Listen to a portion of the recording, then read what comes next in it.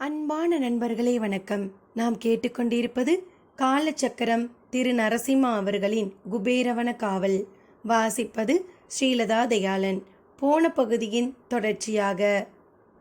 மூர்ச்சையாகி போன மாட்டை தூக்கி கொண்டு காரில் விரிந்தான் அமுதன். அருகில் இருந்த ஆஸ்பத்திரியில் எடுத்துச் சென்று கீழே விழுந்து அடிபட்டெடுத்து மயக்க நிலையில் இருக்காங்க என்று விவரம் சொல்ல, டாக்டர் இரவு உடையில் இருந்தார். ஐயம் டாக்டர் தலையசைத்தபடி வந்தார். மேட்டில்டாவை பார்த்து புருவத்தை உயர்த்தினார். ஃபாரின் டூரிஸ்டா? என் ஸ்டூடெண்ட் டாக்டர். ஒரு டாக்குமெண்ட்ரி படம் எடுக்க ஊட்டி வந்தோம். வந்த இடத்துல சின்ன ஆக்சிடெண்ட். மேட்டில்டாவின் காயத்தை ஆராய்ந்தார் டாக்டர். ஆழமாக வெட்டி இருக்கு, தேல் போடணும் என்றார். சாரி, உங்களுக்கு நடுராத்திரியில் தொந்தரவு கொடுத்துட்டேன், அமுதன் சொல்ல தலையசைத்தார். தொந்தரவு வேணும்னு தான் நாங்கள் டாக்டருக்கு படிச்சிருக்கோம் என்றவர் நர்ஸை அழைத்தார். குளோரி, காயத்தை கழுவு என்றதும் அந்த நர்ஸ் அமுதனை பார்த்தாள். நீங்கள் அடுத்த ரூமில் போய் உட்காருங்க, நான் கூப்பிடுறேன் என்று சொல்ல அமுதன் அவள் காட்டிய அறைக்குள் சென்று உட்கார்ந்தான். அமுதன் அறையை சுற்றி நோட்டம் விட்டான். மேஜை மீது அழகாக பிளாஸ்டிக் டியூப்கள், இரத்த சாம்பிள்கள் வரிசையாக வைக்கப்பட்டிருந்தன. மேலே இருந்த குறிப்பை படித்தான். டிசம்பர் 12, 1967 அன்று இரத்த தானம் செய்தவர்கள் என்று அதில் குறிப்பிடப்பட்டிருந்தது. அந்த பட்டியலில் இருந்த பெயர்களை படித்தான்.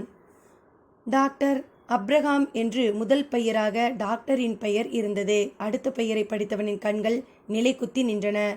பட்டியலில் இரண்டாவதாக ஒய் மிருகநயனானி என்ற பெயர் காணப்பட்டது. அடுத்ததாய் ஒய் நந்தனா என்ற பெயரும் இருந்தது. உச்சி முதல் உள்ளங்கால் வரை ஒரு இனம் புரியாத உணர்வு அவனுக்கு ஏற்பட்டது. காலையில் தானும் மிருகாவும் இரத்த தானம் முகாமுக்கு போவதாக நந்தனா கூறியிருந்தது நினைவுக்கு வந்தது. ஆக இந்த டியூப்களில் ஒன்றில் மிருகாவின் இரத்தம் சேகரிக்கப்பட்டு உள்ளது. வசியம் செய்தவர்களின் ஒரு சொட்டு இரத்தத்தை எடுத்து அதில் பூபதி குளிகையை குழைத்து திலகமாக வசியம் செய்யப்பட்டவர்களின் நெற்றியில் தீட்டினால் இச்சனி வசியம் முறிந்துவிடும் என்று நம்பாடுவான் சொன்னாரே. தனக்கு ஒரு வழி பிறந்திருப்பதாக அமுதன் நினைத்தான். எப்படியாவது மிருகாவின் இரத்தத்தை கைப்பற்ற வேண்டும். அவள் இரத்தம் உள்ள டியூபை எப்படி கண்டுபிடிப்பது? நர்ஸ் குளோரி உள்ளே வந்து ஏதோ இன்ஜெக்ஷன் மருந்தை தேடி எடுத்தாள். சிஸ்டர், நான் கூட பிளட் டொனேஷன் செய்ய ஆசைப்படுறேன். என்னால் காலையில் வர முடியல. நான் மிஸ்ஸஸ் மிருகநயனானியோட விருந்தாளி தான். இப்போ ரத்தம் கொடுக்கலாமா? அமுதன் வலை விரித்தான். டாக்டரை தான் கேட்கணும், நர்ஸு சொன்னாள். சிஸ்டர், டாக்டரே பிளட்டு கொடுத்திருக்கார் போல இருக்கே. கிரேட். நான் கூட கொடுத்திருக்கேன். தானம் செய்தவர்கள் பட்டியலில் நந்தனாவுக்கு அடுத்தபடியாக இருந்த தன் பெயரை சுட்டி காட்டினாள் நர்ஸ். குளோரி என்ற பெயர் குறிப்பிடப்பட்டிருந்தது. How great. நர்ஸு வேலையே பெரிய தியாகம்தான். ரத்தம் வேற தானம் பண்ணியிருக்கீங்களே. போலியாக சிரித்தான். உச்சி குளிர்ந்து போனால் நர்ஸ். சிஸ்டர், உங்கள் பிளட் இருக்கிற டியூபை காட்டுங்க, அதற்கு சல்யூட் செய்யணும். அமுதன் கேட்ட வரிசையில் 4ஆவதாக இருந்த டியூபை எடுத்து காட்டினாள் நர்ஸ் குளோரி. தனது இரு விரல்களால் அந்த டியூபை நோக்கி ஒரு சல்யூட் வைத்தான். அப்போ 2ஆவதாக இருக்கிறது தான் மிஸ்ஸஸ் மிருகநயனானியோட ரத்தம் இல்லையா? ஆமாம், நர்ஸு சிரித்தாள். அதற்கும் ஒரு சல்யூட் வச்சிடுறேன். அமுதன் சல்யூட் செய்ய அவனை பார்த்து சிரித்தபடி நர்ஸ் அகன்றாள். உடனே செயலில் இறங்கினான் அமுதன். 2ஆவதாக இருந்த மிருகாவின் இரத்தத்தை சேகரித்து வைத்திருந்த அந்த டியூபை தனது பாக்கெட்டில் பத்திரப்படுத்தி வைத்தான். சற்று தள்ளி பெயர் சொல்ல விரும்பாத இரத்த தானம் செய்தவர்களின் அன்னோன் டோனர்ஸ் சாம்பிள்கள் டியூப்களில் வரிசைப்படுத்தப்பட்டு இருந்தன. அவற்றில் இருந்து ஒன்றை எடுத்து மிருகநயனானி டியூப் இருந்த இடத்தில் வைத்தான். தப்பி பிழைத்தவள். 1967 கோயம்புத்தூர் ஹோட்டல் அறை. மேட்டில்டா கண் விழித்தாள். தலையை உயர்த்தி சுற்றுமுற்றும் பார்த்தவள் மலங்க மலங்க விழித்தாள். வேறமை? சற்று தொலைவில் பேப்பர் படித்து கொண்டிருந்த யாரையோ கேட்டாள். பேப்பரை தாழ்த்தி முகத்தை மட்டும் வெளி நீட்டினான் அமுதன். அப்பாடி, கண் விழிச்சிட்டியா? பேப்பரை மடித்து வைத்தபடி எழுந்து அவளை நோக்கி வந்தான். எனக்கு என்ன ஆச்சு? நான் காரை ஓட்டிண்டு வந்துட்டு இருந்தேன். நீ மலை உச்சிக்கு போய் தற்கொலை செஞ்சுக்க போயிட்டு இருந்த. உன்னை காப்பாற்றி இங்கே அழைச்சிட்டு வந்தேன். குழப்பத்துடன் தன் தலையில் கை வைத்த மேட்டில்டா நெற்றியில் போடப்பட்டிருந்த பேண்டேஜை தொட்டு பார்த்தாள். இது என்ன? உனக்கு அடிபட்டு தையல் போட்டிருக்கு. உனக்கு எதுவுமே தெரியல. உன்னை காப்பாத்துறதுக்கு நான் பட்ட பாடு. எனக்கு 1000 ஜாக்கிரதை சொல்லிட்டு நீ போய் எப்படி மிருகா வலையில மாட்டின? கிண்டல் அடித்தான் அமுதன். மேட்டில்டா யோசித்தாள். எனக்கே புரியல ப்ரொஃபஸர். ஒரு மலைஜாதி பொண்ணு மலர் மாலை கொண்டு வந்து மிருகா கிட்ட கொடுத்தா. நந்தனா அவங்களோட டான்ஸ் ஆடிக்கிட்டு இருந்தா. என் கழுத்தில் மிருகா மாலை போட்டா. அவ்வளவுதான் எனக்கு தெரியும். பட்டுன்னு என் மைண்டில் ஏதோ அருந்தாப்புல உணர்ச்சி. மேட்டில்டா குழம்பினாள். எப்படியோ நல்லபடியாக மீண்டு வந்துட்ட. யூனோ மாட், நாம் யாருங்கிறது இந்நேரம் மிருகாவுக்கு தெரிஞ்சு போயிருக்கோம். திகைப்புடன் படுக்கையில் எழுந்து உட்கார்ந்தாள் மாட். ப்ரொஃபஸர், இப்போ என்ன செய்யறது? பேசாமல் நாம் 2 பேரும் ரயில் ஏறி சென்னைக்கு போவோம். அங்கே போய் முடிவு செய்யலாம், அமுதன் சொன்னான். அமுதன் கிளம்பி போனதும் தனது அறைக்குள் முடங்கிக் கொண்டார் யக்னம். வரும்போதே எரிமலை, பிரளயம், பூகம்பம், சூறாவளி காற்று என்று இயற்கையின் உக்கிரங்களை தன்னுள் வைத்திருக்கும் மிருகா பொங்கியபடி வருவாள். அமுதனை காணாமல் அவளது ஆத்திரம் இன்னும் அதிகமாகும். தனக்கு ஒன்றுமே தெரியாது என்கின்ற பாவனையில் படுக்கையில் கிடந்தால்தான் அவள் கோபத்திலிருந்து தான் தப்ப முடியும் என்கின்ற நினைப்பில் படுக்கையில் கிடந்தார். அவர் செவிகள் மட்டும் பங்களாவிற்கு வெளியே கேட்கும் ஒவ்வொரு ஒலியையும் உன்னிப்பாக கவனித்தது. அதோ மிருகாவின் கார் வரும் ஒலி. பதற்றத்துடன் யக்னம் போர்வையை இழுத்து போர்த்தி கொண்டார். திடீரென்று டமால் என்கின்ற ஒலி. காலில் மாட்டியிருந்த விளக்கு பொலபலவென்று உதிர்ந்து விழுந்தது. அதற்கு மேலும் படுக்கையில் கிடந்தால் மிருகாவுக்கு சந்தேகம் வரும். தள்ளாடியபடியே சோர்வுடன் தன் அறை கதவை திறந்து கொண்டு வெளியே வந்தார் யக்னம். மிருகா கோர தாண்டவம் ஆடிக்கொண்டிருந்தாள். அமுதன், அவள் குரல் அந்த பங்களா முழுவதும் எதிரொலித்தது. அவரு அப்பவே கிளம்பிட்டாரே, மெதுவாக சொன்னான் யக்னம். ஓடி போயிட்டானா கோல? என்ன தைரியம் இருந்தா என் வீட்டுக்குள்ள வந்து புருஷோட மனசை குழப்ப பாப்பான். அவன் மட்டும் என் கையில கிடைச்சான். மிருகா பல்லை கடிக்க அவளது அழகிய முகம் கோரமாக மாறுவதைக் கண்டு உள்ளுக்குள் நடுநடுங்கினாள் நந்தனா. புருஷ், உன் பிள்ளை வந்து உன்னை கூப்பிட்டா நீ போயிடுவியா என்ன? மிருகா கர்ஜித்தாள். பீதியுடன் அவளை பார்த்தார் புருஷோத்தமன். நான் போக மாட்டேன் மிருகா. நிஜமா? நிஜமா உன்னை விட்டு போகவே மாட்டேன் மிருகா. நந்தனாவுக்கு அதற்கு மேல் பொறுக்கவில்லை. மம்மி, நீ செய்யறது தப்பு. அங்கிள் இன்னொருத்தரோட கணவன். அவரை அவர் குடும்பத்தில் இருந்து பிரிக்கிறது பாவம். அவளை குரோதத்துடன் பார்த்தாள் மிருகா. Shut up. என்னோட எதிரி அந்த அந்தர்ஜனமும் அவ வயிற்றுல பிறந்த அந்த நாய் அமுதனும். நான் காதலிச்சவனை ஏமாத்தி கல்யாணம் பண்ணிண்டா அவளுக்கு பிறந்தவனை நீ போய் லவ் பண்ணியிருக்க. எவ்வளவு பெரிய குற்றம் நீ பண்ணியிருக்கேன்னு முதல்ல நீ புரிஞ்சுக்கோ. புருஷோத்தமன் தலை குனிந்து நிற்க நந்தனா பைத்தியம் பிடித்தவளைப் போல் கத்தும் தாயை கண்டு பயத்துடன் பின்வாங்கினாள். அவள் மீது மிருகா பாய்வதைக் கண்ட யக்னம் அந்த கோபத்தை தன் மீது திருப்பிக் கொண்டார். மிருகா, கொஞ்சம் நான் சொல்றத கேளு. கோபத்தை விட்டுட்டு யோசிச்சா உனக்கே நியாயம் புரியும். அமுதன் புருஷோத்தமனோட பையன். அவன் தன் அப்பா அம்மாவை ஒன்று சேர்க்கணும்னு ஆசைப்படுறான். நியாயமான ஆசைதானே. நடந்தது எல்லாம் நடந்து போச்சு. இனிமேலாவது நல்லபடியாக வாழலாமே மிருகா. நந்தனா ஆசைப்படுற மாதிரி அவளை அமுதனுக்கு கல்யாணம் பண்ணி கொடுத்துடு. அவங்க குடும்பத்துக்கு நீ செஞ்ச கெடுதல்களை எல்லாம் மறந்துடுவா. புருஷோத்தமனும் ஜோத்சனாவும் நம்ம சம்பந்தியாக ஆயிடுவாங்க. நாமெல்லாம் ஒரே குடும்பமாக இந்த எஸ்டேட்டிலேயே இருக்கலாம். என்ன சொல்கிற? நயமாக யக்னம் கூறிய வார்த்தைகளில் இருந்த நியாயம் நந்தனாவுக்கு நம்பிக்கையையும் தெம்பும் ஊட்ட மிருகா அதற்கு என்ன பதில் சொல்கிறாள் என்பதனை கவனித்தாள் நந்தனா. இடியட்! ஒரே வார்த்தையில் அவளது அந்த நம்பிக்கையை பஞ்சர் செய்தாள் மிருகா. நீயே இந்த வீட்டில் எக்ஸ்ட்ரா லக்கேஜு, ஜோத்சனாவை இங்கே கொண்டு வந்து வச்சுக்கலாம்னு எந்த தைரியத்தில் சொல்கிற? உனக்கு லங்ஸில் தான் கேன்சர் இல்லை மூளைக்கு பரவிடுதா? என்ன ஐடியா கொடுக்குற? எல்லோரும் கேட்டுக்கோங்க. என் உலகமே புருஷோத்தமன் தான். வேறு யாரை பற்றியும் எனக்கு கவலை இல்லை. புருஷோத்தமனுக்கும் எனக்கும் இடையே யாரும் வரக்கூடாது. வரவும் விட மாட்டேன். நந்தனா, அமுதனை மறந்துடு. நான் சொல்கிற கோவை பையனை கல்யாணம் பண்ணிட்டு நீ அங்கேயே இருக்கியோ இல்லை ஃபாரின் போகிறையோ உன் இஷ்டம். உன் கல்யாணம் முடிஞ்ச கையோடு உனக்கு பை பை. நான் புருஷோத்தமனோட என் வழியே போகிறேன். யக்னம், உன் வளர்ப்பு அம்மா அந்த மாயக்காரி ஆதிரா என்னை மயக்கி உனக்கு பலவந்தமாக கல்யாணம் பண்ணி வச்சுட்டா. வேறு வழி இல்லாமல் தான் உன்னை என் புருஷோத்தமனா நினச்சிண்டு உன் கூட குடித்தனம் பண்ணினேன். உன்னை நான் ஆரம்பத்திலேருந்து வெறுக்கிறேன். ஏதோ நந்தனாவுக்காகத்தான் உன்னை பொறுத்துண்டு போகிறேன். என் வழியில் நீ குறுக்கிடாமல் இருக்கிற வரைக்கும் இந்த வீட்டில் இருக்கலாம். மிருகா நெருப்பின வார்த்தைகளை உமிழ்ந்தாள். தெரியும், நீ என்ன செய்வேன்னு எனக்கு தெரியும் மிருகா. என் அம்மா ஆதிரா அந்தர்ஜனத்தை இல்லாமல் பண்ணின மாதிரி என்னையும் நீ ஒரு நாளைக்கு இல்லாமல் பண்ணிடுவ. நான் சாவுக்கு பயப்படலை. உன் புருஷனா உன்கிட்ட இங்கே அசிங்கப்படுறதை விட உன்னால் அலைக்கழிக்கப்பட்ட அந்த அமுதன் குடும்பத்துக்கு போய் வேலைக்காரனா இருக்கலாம். யக்னம் பொறுமை இழந்தார். போயேன், இப்போவே கிளம்பிப்போ. புருஷோத்தமன் எனக்கு வேலைக்காரன், நீ போய் ஜோத்சனாவுக்கு வேலைக்காரனா இரு. இந்த நந்தனா போய் அமுதனுக்கு வேலைக்காரியே இருக்கட்டும்.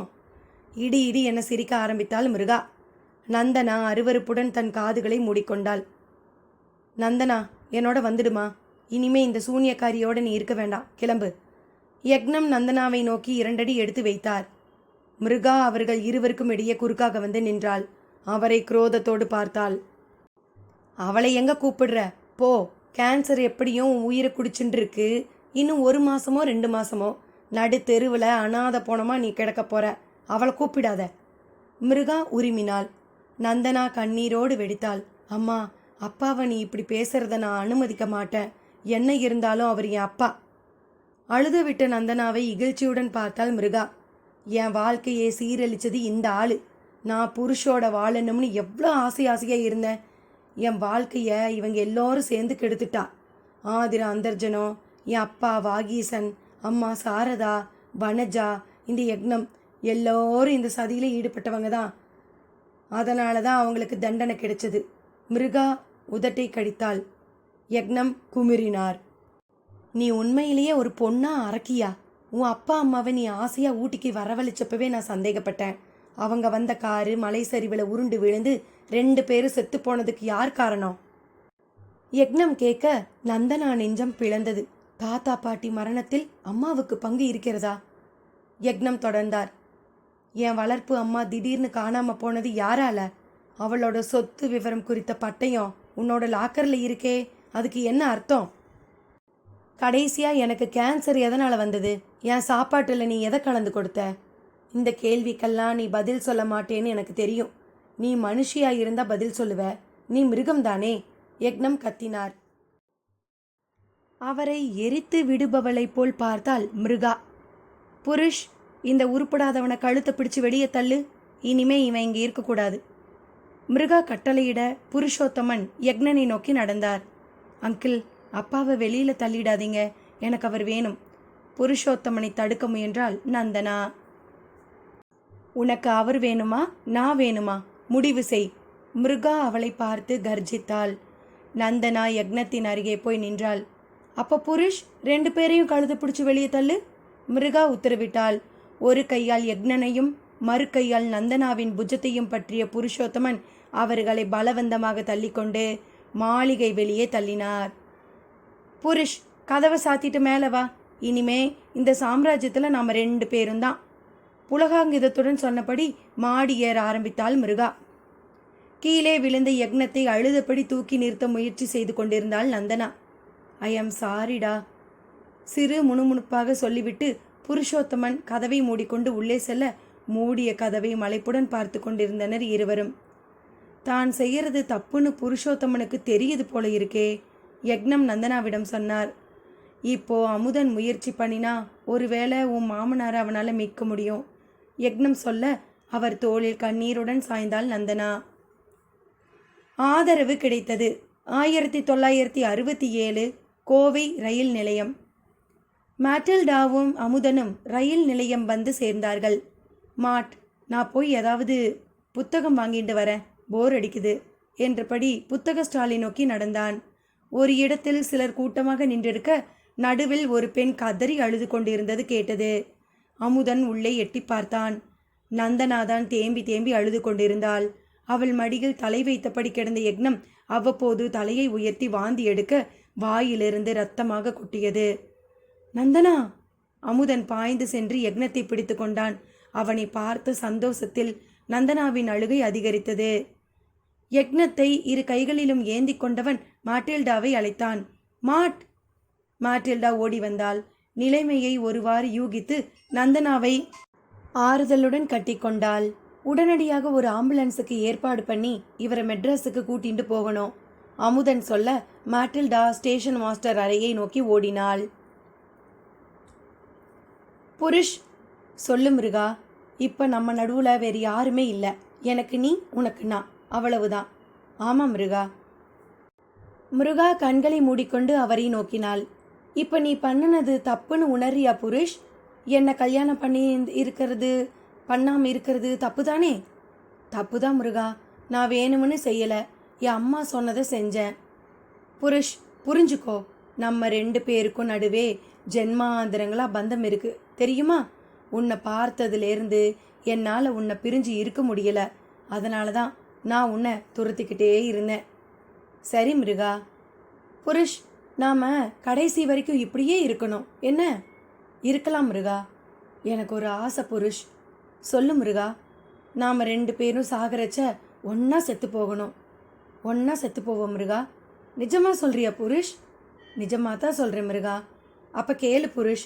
நாம் 2 பேரும் செத்து போன அப்புறம் இந்த உலகம் நம்ம 2 பேரையும் இணைச்சு பேசணும்.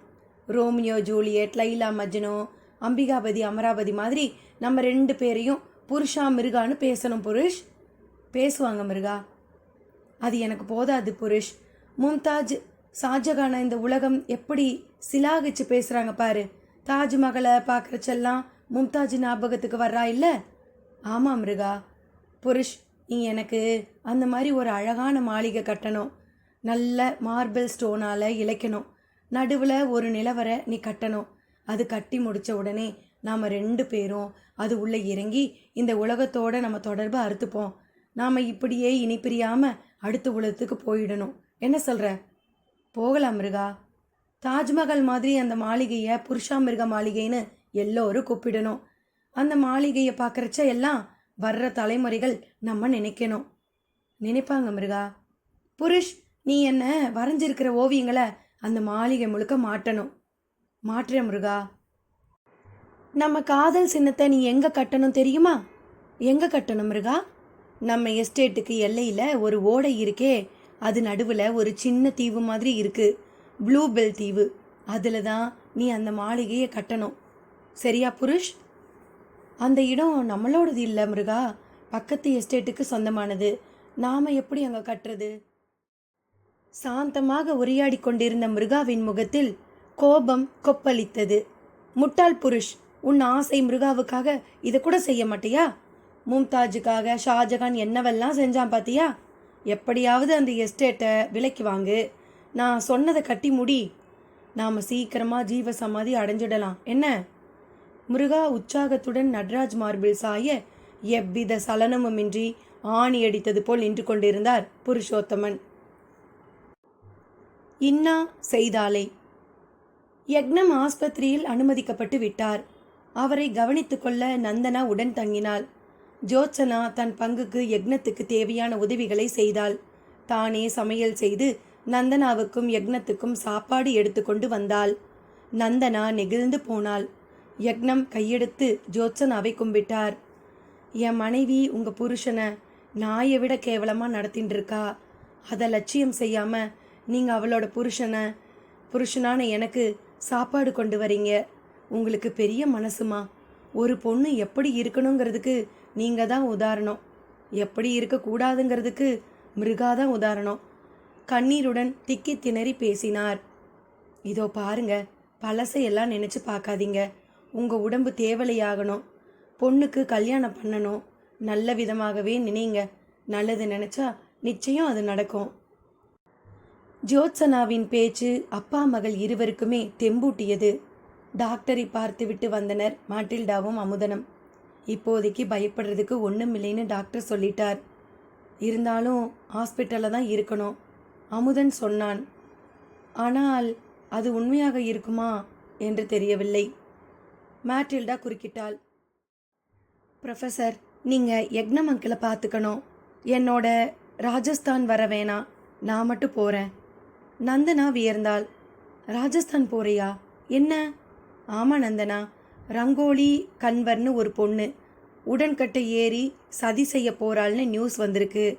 சதியை பற்றி இல்லாமல் என்னோட டாக்குமெண்ட்ரி படம் முழுமை பெறாதுன்னு ப்ரொஃபஸர் கிட்ட சொன்னேன். அழைச்சிட்டு போகிறேன்னு சொன்னார். ஆனால் இருக்கிற நிலைமையை பார்த்தா அவர் இங்கே இருக்கிறது பெட்டர். ஜோத்சனா இடைமறித்தாள். அமுதா, நீ மாட்டில்டாவோட போயிட்டு வாடா, நான் இவாளை பார்த்துக்கிறேன். ஏதாவது பிரச்சனைனா இருக்கவே இருக்காரு வரதன் மாமாவும் சந்தானமும். நீ அவள் அழைச்சிண்டு போப்பா. அமுதன் தயங்கினான். நந்தனா தன் பங்குக்கு சொன்னாள். போயிட்டு வாங்க அமுதன், நாங்கள் பார்த்துக்கிறோம். யக்னம் மீண்டும் புலம்ப ஆரம்பித்தார். என்ன நாடு இது? ஒரு பக்கம் செத்துப்போன புருஷனுக்காக ஒரு பொண்ணு உடன்கட்டை ஏற போறா, இன்னொரு பக்கம் இன்னொருத்தர் புருஷனை தனக்கு அடிமையாக வச்சுண்டு இருக்கா ஒரு பொண்ணு. மாட்டில்டாவுக்கு சிரிப்பு வந்தது. அங்கிள், உடன்கட்டை ஏறுவதும் அந்த பொண்ணோட குரூரமான மனசை தான் காட்டுறது. நீங்கள்லாம் எப்படி சதியை ஆதரிக்கிறீங்கன்னு தெரியல. அந்த ரங்கோலி கன்வருக்கு எவ்வளவு சின்ன வயசு. பேப்பரில் ஃபோட்டோ போட்டிருந்தாங்க பாருங்க. அவளுக்கு வாழணுங்கிற ஆசை இருக்காதா? அவ தன்னையே அழிச்சிக்கிறதுக்கு எப்படி இந்த தேசம் ஒத்துக்கிறது? வியப்பை காட்டினாள். ஜோத்சனா அவளை புன்சிரிப்புடன் பார்த்தாள். மாட்டில்டா, உடன்கட்டை ஏறுறது வழக்கம் எங்கள் சாஸ்திரத்தில் சொல்லப்படலை. எங்கள் தேசத்து விதிமுறைகளில் கூட கிடையாது. ஆனால் எங்கள் நாட்டு பெண்கள் எதற்காக சதி செய்துண்டா தெரியுமோ? பாதுகாப்புக்கு தான்.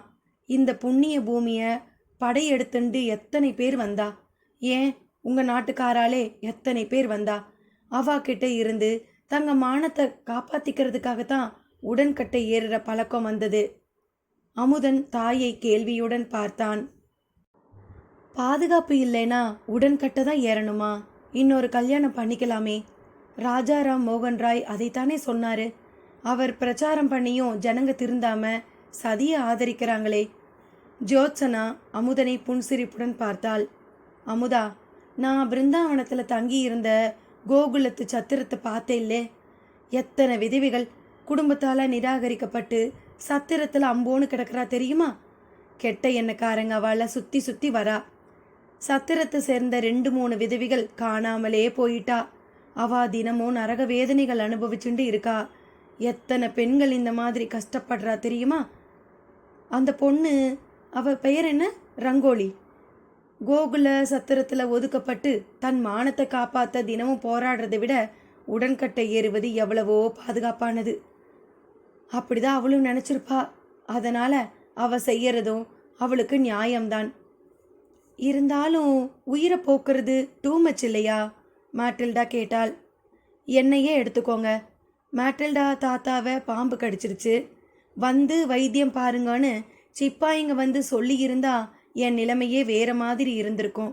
பதட்டத்தில் சிப்பாயிங்க என்னை வலுக்கட்டாயமாக இழுத்துண்டு போனதால உலகத்தார் முன்னாடி என் பெயர் கெட்டு போச்சு. அமுதா, உன்னை எல்லோரும் சின்ன வயசில் எப்படி இலக்காரம் பண்ணினா?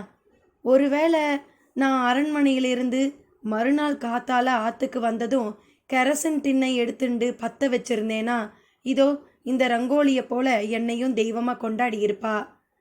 எனக்கு கேவலமாக ஏதாவது நடந்திருந்தா நான் நிச்சயம் உயிரோடு இருந்திருக்க மாட்டேன். கேவலமானவனுங்கிற பெயரை வாங்கணும்னு நினச்சா எப்படி வேணும்னாலும் வாழலாம். புனிதமானவன்னு பெயர் வாங்க நினச்சா நெருப்பில் எரிஞ்சுதான் ஆகணும்.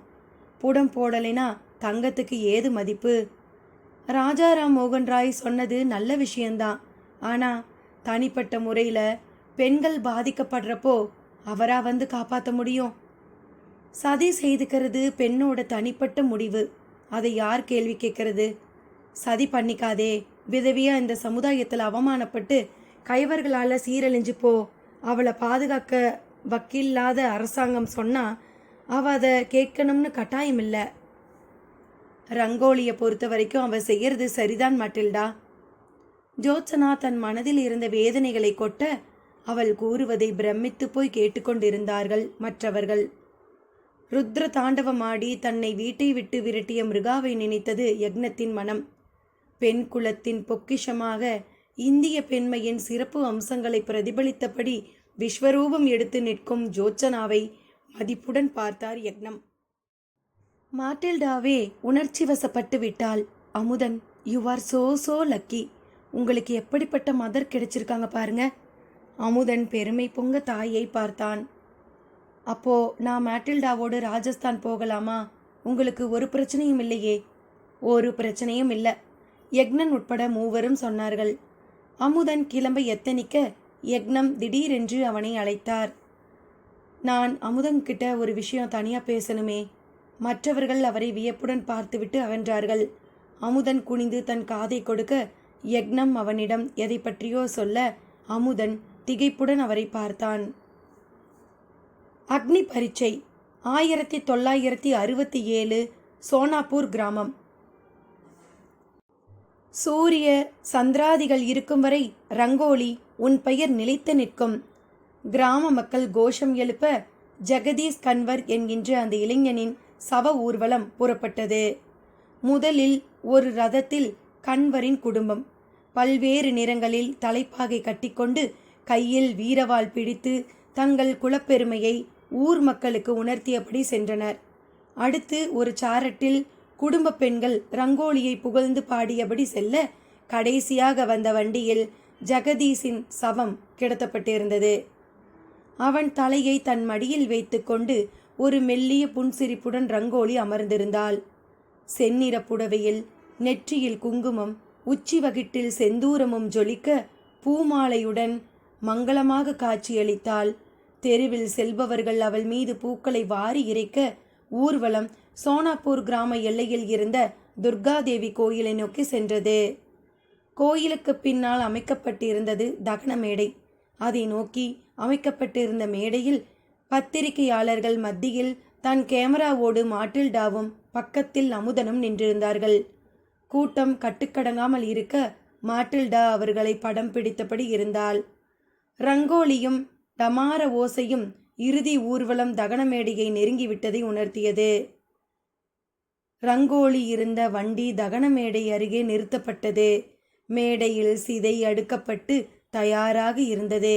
மத்தியில் ரங்கோலி தன் கணவன் தலைப்பகுதியில் உட்காருவதற்கு வசதி செய்யப்பட்டிருந்தது.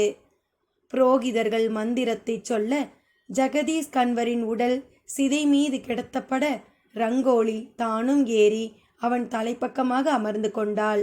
அவன் தலையை எடுத்து தன் மடி மீது இருத்தி கொண்டாள். வாத்தியங்கள் பலமாக முழங்கப்பட்டது. குடும்ப உறுப்பினர்கள் ரங்கோலியிடம் ஆசீர்வாதம் வாங்கிக் கொண்டார்கள். கூட்டத்தினரை நோக்கி ஒரு தரம் கை குவித்தாள் ரங்கோலி. சிதைக்கு தீ வைக்கப்பட்டது. மாட்டில்டா பரபரப்புடன் தன் கேமராவில் எல்லாவற்றையும் பதிவு செய்து கொண்டாள். தீ கொழுந்து விட்டெறிய சிறிது நேரத்தில் தீ நாக்குகள் உயரே எழும்பி ரங்கோலி கன்வரை உலகத்தின் பார்வையிலிருந்து மறைத்தது. ரங்கோலி மாதா ஜே! உணர்ச்சி வசப்பட்ட கூட்டம் கோஷம் எழுப்பியது. இந்த மாதிரி காட்சிகளை நான் பார்த்ததே இல்லை. அசந்து போயிருந்தாள் மாட்டில்டா. ரங்கோலி சதி செய்து கொண்ட இடத்தில் சீக்கிரமே கோயில் கட்டிடுவாங்க, அமுதன் சொன்னான். Is it? மாட்டில்டா ஆச்சரியத்துடன் தகன மேடையையே பார்த்தாள். உங்க இந்திய பெண்களுக்கு நெஞ்சுரம் அதிகம். ஏன் சொல்ற? இந்த மாதிரி புருஷனோட உடன்கட்டை ஏற எவ்வளவு தைரியம் வேணும்? நிச்சயம் எனக்கு அந்த தைரியம் வராதுப்பா. பட் அமுதன், புருஷனோட உயிர் துறக்கணும்னா ஏன் கோரமான நெருப்புல எரியணும்? தூக்க மாத்திரை சாப்பிட்டு அமைதியாக சாகக்கூடாதா? அப்படி இல்லை மாட்டில்டா. எங்கள் நாட்டில் அக்னி, அதாவது நெருப்பு தான் சுத்தத்துக்கு அடையாளம். Fire is pure. ஒருத்தர் சுத்தமானவான்னு காட்டணும்னா கிராமத்தில் தீ மேலே நடந்து தாங்க பரிசுத்தமானவங்கன்னு நிரூபிப்பாங்க. எங்கள் சீதா தேவியை அக்னி பரீட்சை செய்து தான் பரிசுத்தமானவன்னு நிரூபிச்சா. பெண்கள் ஏன் பரிசுத்தமானவனு நிரூபிக்கணும்? ஆன மாதிரி அவளும் எல்லா உரிமையோடு இருக்கலாமே. No Matilda. Father is belief, mother is truth. அப்பா ஒரு நம்பிக்கை, அம்மா ஒரு உண்மை. உண்மைதான் தாய் தூய்மையானவனு நிரூபிக்கணும், நம்பிக்கை இல்லை. எல்லாத்துக்கும் விளக்கம் வச்சிருக்கு உங்கள் தேசம். இருந்தாலும் உணர்ச்சிக்கு தான் உங்கள் நாட்டில் மதிப்பு கொடுக்குறாங்க. சிந்திச்சு செயல்பட்டா என்ன? இந்த ரங்கோலியோட அண்ணாவோ தம்பியோ நீ சாகாதே, நான் காப்பாத்துறேன்னு ஏன் சொல்லலை? நான் என் அம்மாவுக்கு பிள்ளை, என்னால் அவளை காப்பாற்ற முடிஞ்சுதா? ஹீரோயிச பேச்சு எல்லாம் வாழ்க்கையில் நடக்காது மனம் வெதுமினான் அமுதன். மாட்டில்டா கொழுந்துவிட்டு எரிந்து கொண்டிருந்த சிதையையே பார்த்தாள். அந்த ரங்கோலி செஞ்சது சரியா தவறா தெரியல. பட் அவளுக்கு துணிச்சல் அதிகம்தான். நீங்க பெண்ணா இருந்தா இந்த மாதிரி செய்துக்க தைரியம் வருமா ப்ரொஃபஸர்? ஐ திங்க் ரங்கோலியை வலுக்கட்டாயமா சதியை செய்துக்க தூண்டி இருக்கணும். சதி ஒரு அக்னி பரீட்சைன்னு புரியுது. எத்தனை பொண்ணுங்க இந்த பரீட்சையில் எழுத சம்மதிப்பாங்கன்னு தெரியல. என் டாக்குமெண்ட்ரியில் இந்த கேள்வியை நான் எழுத போகிறேன், மாட்டில்டா கூறினாள். எத்தனை பெண்கள் இந்த அக்னி பரீட்சைக்கு உடன்படுவார்கள்? உடன்கட்டை ஏற எத்தனை பெண்களுக்கு துணிவு வரும்? இந்த கேள்வி நெஞ்சில் எதிரொலிக்க எரிந்து கொண்டிருந்த சிதையையே யோசனையுடன் வெறித்து கொண்டிருந்தான் அமுதன். அமுதன் யோசிப்பதை பார்த்தால் அவனுக்கு ஏதோ ஒன்று பிடிப்பட்டது போல தெரிந்தது.